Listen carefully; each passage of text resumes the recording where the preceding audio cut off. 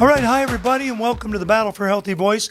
I'm David Moyer, vocal coach for over 50 years. I love teaching voice. I love coaching voice. I've been all the way to the top of the caterpillar pile, and back down. I was the leader of the New Christy Minstrels, soloist with Fred Waring. I could talk and drop names all day long. Let's not do that. Let's cut right to the chase. We in an earlier video, we talked about enunciation. And how do you do that? Well, you use a method called projectional pronunciation. Or as I like to say, the new word is pro-pro. Okay? So anyway, projectional pronunciation means to take pitch consonants and give them the right kind of... Oh, somebody's waving at me. Wait a minute. Wait a minute. Somebody else is in the room. It's none other than our podcast host and our producer, Gunny Salt. No, wait a minute. Sonny Galt. And all of the construction that suddenly decided to fire up there the moment we hit the record But button. you know what? Oh you my guys God. can tell that's not the musical part. Just stick it out of your ear. I had 9 brothers and sisters. Come on. I'm like waving to David because sometimes he gets so into the content he forgets to introduce me. Okay, so we did a video a little while back about how to enunciate while singing, right? While singing, this is yes. part of our How to Sing video series or playlist that we're working on. So, as David mentioned, there was a ton of information in that video, right? And we want to break it down a little bit more. So this is kind of a 2-parter that we're going to do. Oh, in fact, it's a 3-parter. It's a 3-parter? Because we have another one coming on after this. Okay. Oh, yeah. In fact, do you know what? When I was with Fred Waring's Pennsylvanians, he taught what's called tone syllables, which I developed. Notice I'm using projectional pro-pro. Anyway, projectional pronunciation. He developed a system called tone syllables. And when we were preparing to tour, do you know how many hours a day we worked on that before we took it on the road? About 6 weeks, 10.5 hours a day. Oh. Because his choir was known for being able to pronounce every single sound of every single syllable of every single word to the point where when we gave a show, no one said they couldn't understand anything that we sang or spoke. Notice that? Not spoke, but spoke. There is a difference. Okay. There's a big difference. Can you hear that? Yeah, I can. Yeah. If I did a stop, that's a stop K. You push against it. Or what about if I said stop, spoke, stote. Can you hear the T? Well, spoke, stote. I still don't really understand what you're saying. You will. I will? You will. Yes, Maybe you will. it's the construction. I think it can't could hear be. your voice over the construction outside right Well, now. by golly, I'm sorry for that. So let's begin. Huh? Okay, yes. All right. So we're working today with projectional pronunciation on what we call sustained pitched consonants. Now, why do we use this method? Well, for one thing, when you use pure bel canto, you sing from the upper part of the mouth, and the mouth is never open more than about maybe a pen's width or your little finger sticking in between your teeth. That's all you need. You expand the inside, the cave, to resonate, and then you, if you will, like a bullet from a gun, it comes together and shoots out the center. So, projectional pronunciation, sustained pitch consonants.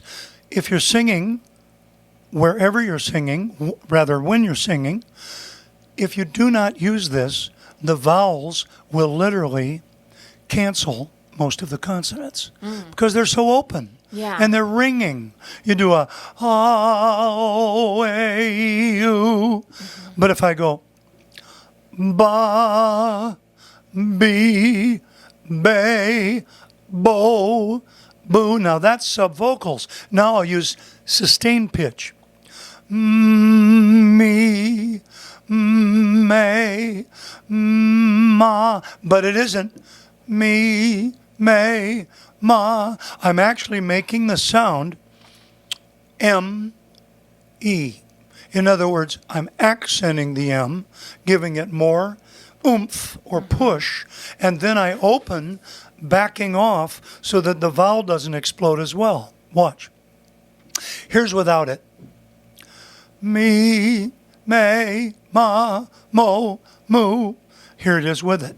Me, may, ma, mo, moo. It's like you're holding it a little bit longer, And right? giving So it a little extra. Yes. Yeah.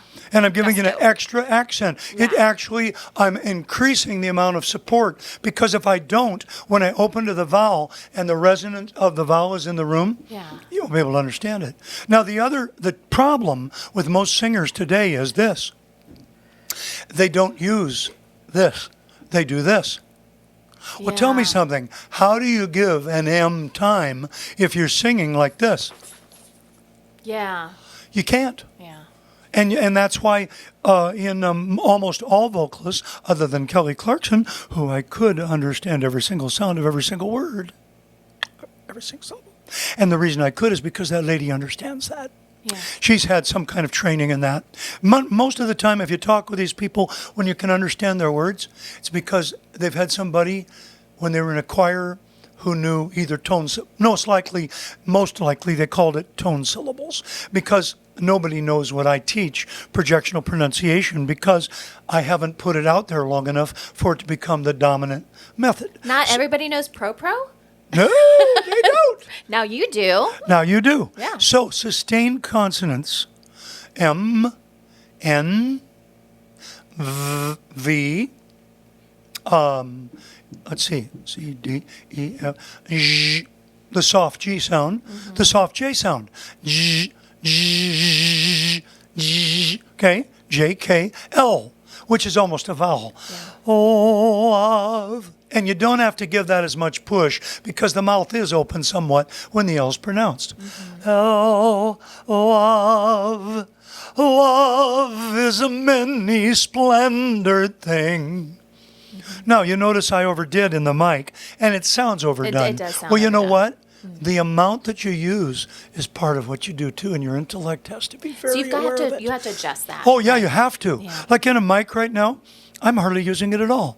I am using it, but I'm really using more focus and just a tiny can tell bit. the pucker yeah. with your lips. In other words, I've got what my brothers and sisters started to call me as soon as I started doing it, and I was training in voice. They said, "Oh, you're the duck, David the duck," There's a trumpet. because I look like a little duck. Oh, Yeah, cool. see, duck. She's doing it too. Give a sound. Go ahead. You can do one. See, she's got a little bit of spread on the sides, but you need to get a little more trumpet to your mouth. Yes, that's right. And then you get a more of a point to the sound. Now try going, me. And remember this, you don't, most of us, when we try to give a consonant extra oomph, we tuck the lips in. We go, no. The lips need to stay like this, and you go, me. Interesting. Okay. Me. And then the point stayed. That's a whole different sound. If you didn't hear it, you better study, because I heard it. Okay. Interesting. Okay, so that's sustained consonants. You have to give them an extra push. You have to give them extra time. And depending on where you're singing them, determines on how much extra time and extra push you give them. However, when I was playing the large arena in New Orleans, I've forgotten its name. It's the one that got destroyed in the Hurricane Katrina. Okay. We were playing there for about 65,000 people. And I remember I was using two techniques. I was using a delay technique, because there's such a delay from the front to the back. So I would talk like this. Hi, everyone. It's sure nice to see everybody here today, because by the time it got to them, it would be, hi, everyone, and it would actually work. Oh, my I goodness. use that system all the time, and people never said I was talking strange, because I understood. I'd listen to the delay in the house, and then I intellectually had to match the spaces in between my syllables so that it would match and not bounce back at me. I had to beat it. I had to beat it to the wall so it didn't go like that. And that's really a technique that I learned professionally and used. This close to a mic, I wouldn't have to do it in this little room. But if I was in that big place, I used it all the time. Hi, everyone. How are you? I'm David Moyer. I'm not doing it right. I'm David Moyer, the leader of the New Christy Minstrels. It sounds like great you're to see you. glitching. What? It sounds like you're glitching. Yeah, like I'm glitching, but out there, it doesn't sound That's like I'm so glitching. interesting. Like, how hard was that for you to do? Extremely difficult. Yeah. Yeah. So Now, not most natural. of the time, our venues were never that big. They were about 3,000, 5,000 people, and they had professionally insulated places. Well, that arena wasn't designed for performance. Yeah. Not performance musically, it was designed for football games. you know? Yeah, So right. you had to adjust to it. Okay. Now, and when you're outside, like we would do a lot of rodeos where we're singing outside and they'd put up a shell, you didn't have to do it that much. Not that delay thing. But you did have to do, yes, you had to do the sustained pitch consonants. So that's the beginning of it. Remember, let's go through them again. J of the G, J of the J, L, M, N, R, V, W. That's ooh, wind. It's pretty much, we call it like a vowel consonant because you're wide open. You're just doing kind of an ooh. You go ooh, wind. Yeah, I Okay. see that. Now you get W, X, Y. Y is obviously, we say sometimes Y, even when we learn vowels, but it's Yahweh, Yahweh. But again, hear the extra time I'm giving it? Yahweh, Yahweh. And when we used to sing the Pennsylvanians, people, in the same way that the singers, when they do that compression, we would do this. And that was as exciting to the people listening to the choir as us doing, that. It's substituted, if you will, for that. Okay. So our emotional expression was elevated by the use of that. Those are the sustained pitch consonants. Practice them. If you want to have a private lesson, I'll be happy to give you a free 30-minute lesson. Go to AmericanMusicAcademy.com. Listen to my wife and I sing using it with Sweet Little Jesus Boy.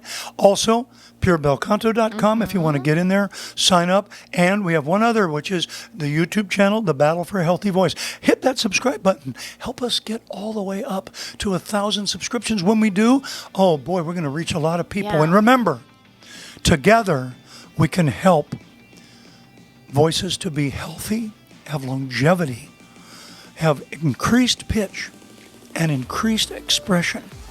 You're part of that. Yep. Please do your job. Okay. We need your help. All right. Thanks, guys. Thanks for watching. We'll see you in the next video. Yeah, bye-bye.